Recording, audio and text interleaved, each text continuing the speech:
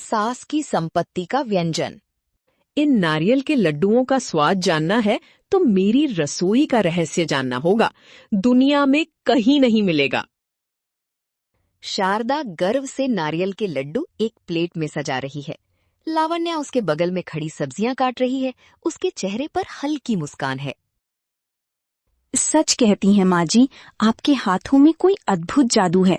क्या आपकी माँ ने आपको सिखाया था? मेरी माँ क्या, ये मेरी दादी माँ के जमाने से चला आ रहा व्यंजन है। ये हमारे वंश की संपत्ति है, इसे बचाना होगा। इतने में रवि हाथ में एक छोटा सूटकेस लिए अंदर आता है। माँ, मुझे ऑफिस के काम से 2 दिन विजयवाड़ा जाना है। बस का समय हो रहा है, मैं निकल रहा हूँ। अभी से रवि, 1 मिनट रुक। तुम्हें पसंद है इसलिए लड्डू बनाए हैं, डिब्बे में रख देती हूँ, रास्ते में खा लेना। लावण्या, माँ का थोड़ा ध्यान रखना। तुम दोनों बेवजह बहस मत करना, ठीक है? हमने कब झगड़ा किया बताइए? आप बेवजह हर बात पर घबरा जाते हैं। तुम जाओ बेटा, ये घर, ये बहू, मैं हूं ना, सब मैं संभाल लूंगी, तुम चिंता मत करो। रवि मुस्कुराते हुए माँ से आशीर्वाद लेता है, लावण्या की ओर देखकर आंख मारता है और बाहर चला जाता है। शारदा और लावण्या रसोई में अकेली रह जाती हैं। देखा, मेरे बेटे को मेरे हाथ का खाना कितना पसंद है। इन लड्डुओं के बिना उसकी यात्रा शुरू ही नहीं होती। हाँ माँ जी, हम सब आपके खाने के बड़े प्रशंसक हैं। लावण्या अपने बेडरूम में एक पुरानी लकड़ी की पेटी खोलकर उसमें से पुरानी साड़ियां और सामान निकाल रही है। चिन्नी उसके बगल में बैठकर खेल रही है। माँ, ये पेटी बहुत पुरानी है, ये क्या है? ये तुम्हारी दादी माँ की पेटी है बेटा, हमारे मायके से कब की आई है। पेटी के नीचे एक पुराने कपड़े में लिपटी एक डायरी जैसी किताब लावण्या के हाथ लगती है। ये क्या है? पुरानी डायरी जैसी लग रही है, अक्षर भी पूरी तरह मिट गए हैं। जैसे ही वो किताब खोलती है, उसमें हाथ से लिखे पुराने जमाने के व्यंजन दिखते हैं। वो उत्सुकता से पन्ने पलटती रहती है। अचानक एक पन्ने पर रुक जाती है। नारियल के लड्डू, आश्चर्यजनक। माँ जी के लड्डुओं की विधि जैसी ही है, हर छोटी बात भी बिल्कुल वैसे ही लिखी है। वो उस पृष्ठ पर लिखा नाम पढ़ती है, श्रीमती जानक्कम्मा जी के रसोई के नुस्खे। जानक्कम्मा लावण्या की दादी माँ है। लावण्या का चेहरा आश्चर्य और भ्रम से भर जाता है। ये मेरी दादी माँ की किताब है, तो फिर ये व्यंजन माँ जी के वंश की संपत्ति कैसे हो सकता है? मुझे कुछ समझ नहीं आ रहा। माँ, क्या हुआ? उस किताब को ऐसे क्यों देख रही हो? कुछ नहीं बेटा, तुम अपने खिलौनों से खेलो। अगले दिन सुबह रसोई में खामोशी है। लावण्या और शारदा दोनों अपने अपने कामों में लगी हैं, लेकिन उनके बीच एक अनजानी दूरी आ गई है। माँ जी, कल आपने जो लड्डू बनाए थे वे अद्भुत थे। क्या आप उसमें कोई खास पाउडर मिलाती हैं? वे सब हमारे वंशानुगत रहस्य हैं, सबको बताने लायक नहीं है। तुम्हें सीखने में अभी बहुत समय लगेगा। लावण्या का चेहरा उतर जाता है। ठीक तभी रवि का फोन आता है। लावण्या फोन स्पीकर पर रखकर बात करती है। हेलो लावण्या, सब ठीक है? माँ कैसी हैं? तुम दोनों ठीक हो? हम ठीक हैं, आप अपना काम देखिए। क्या रे रवि, वहाँ काम पर ध्यान दे। यहाँ की तुझे क्यों बेवजह हर बार चिंता होती है? ऐसा नहीं है माँ, तुम दोनों के बीच खामोशी हो तो मुझे बहुत टेंशन होती है। माँ, लावण्या को कोई और नया व्यंजन सिखाओ, दोनों बिजी रहेंगी ना। ये बात सुनते ही लावण्या और शारदा एक साथ एक दूसरे का मुंह देखकर झुंझलाहट से आह भरते हैं। तुम अपना काम देखो रवि, हमें सलाह देने की बिल्कुल जरूरत नहीं है। फोन रखो। हाँ जी, हम संभाल लेंगे, आप मीटिंग में जाइए।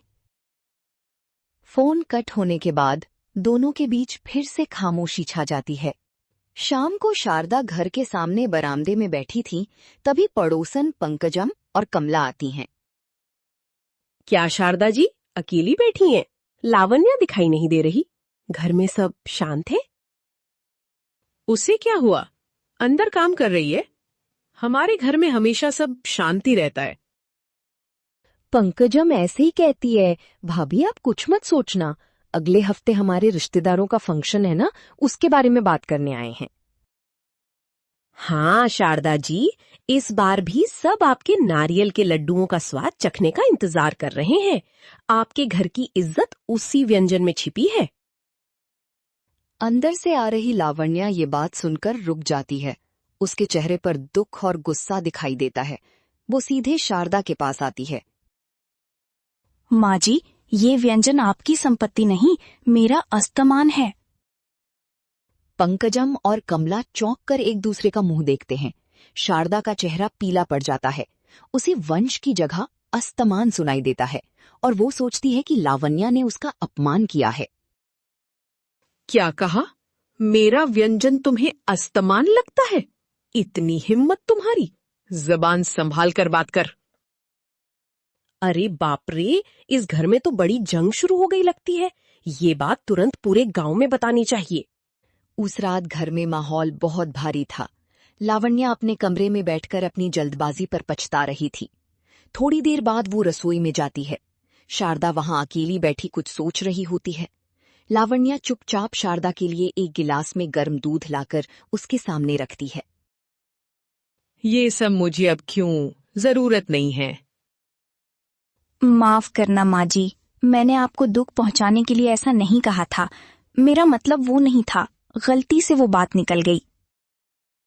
लावण्या द्वारा दिखाए गए प्यार से शारदा की आंखें नम हो जाती हैं। उसकी आवाज भर्रा जाती है। तुम्हें पता नहीं लावण्या, शादी के बाद जब मैं इस घर में आई थी तब मुझे खाना बनाना ठीक से नहीं आता था। सब मुझे कम समझते थे। तभी अनजाने में एक पुरानी किताब में ये व्यंजन देखा। शारदा आंसू पोंछते हुए बताना जारी रखती है। जिस दिन से मैंने वो बनाया, मुझे इस घर में, इस समाज में एक पहचान मिली। शारदा मतलब वो नारियल का लड्डू, और वो नारियल का लड्डू मतलब शारदा। इतना नाम मिला। वो कहाँ से आया था ये मैं भूल गई, लेकिन उसने मुझे जो इज्जत और हिम्मत दी थी उसे मैं भूल नहीं पाई। मुझे बहुत डर लगा कि अगर ये पता चला कि वो मेरा नहीं है तो मेरी इज्जत चली जाएगी। लावण्या की आंखों में भी आंसू आ जाते हैं। वो शारदा के पास जाकर उसका हाथ पकड़ती है। आप डरिए मत माँ जी, ये आपका ही व्यंजन है।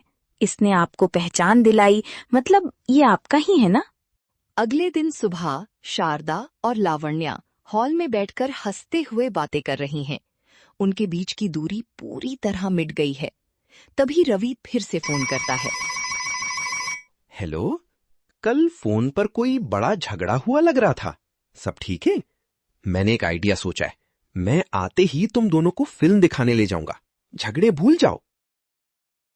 अरे रवि जी, हमारे बीच कोई झगड़ा वगड़ा नहीं है। हम दोनों अब शाम की तरह हैं। शाम की तरह है? उसका क्या मतलब? शाम को फिर झगड़ा करेंगे क्या? माँ, तुम ही ठीक से बताओ। बंद कर अपनी ज्यादा अक्लमंदी। लावण्या ने सुलह कहा है। हम मिल गए हैं। तुम वहां काम देखो। रवि को कुछ समझ नहीं आता। लावण्या और शारदा एक दूसरे को देखकर हंसती हैं। ठीक है, कुछ भी हो, मैं कल सुबह आ जाऊंगा। तुम्हारे लिए गर्मा गर्म मैसूर पाक लाऊंगा। देखा, इसके मन में मैसूर पाक खाने की इच्छा है, इसीलिए ये सब शांति के प्रयास कर रहा है। दोनों जोर से हंस पड़ते हैं। रवि को फोन पर उनकी हंसी सुनाई देती है, लेकिन कारण समझ नहीं आता। फंक्शन के दिन शारदा और लावण्या घर के सामने खड़ी थीं। तभी पंकजम आती है। उसके चेहरे पर कटाक्ष दिखाई देता है। क्या शारदा जी, फंक्शन के लिए अभी तक निकली नहीं? इस बार अपना मशहूर व्यंजन बना रही हैं या अपनी बहू का अस्तमान व्यंजन? पंकजम कटाक्ष भरी हंसी हंसती है, लेकिन शारदा के चेहरे पर गुस्से की बजाय शांति है। मेरी बहू मेरी जान है पंकजम। वो जो कुछ भी करती है वो हमारे घर की इज्जत है। हमारे बीच झगड़े कराने की कोशिश मत करो।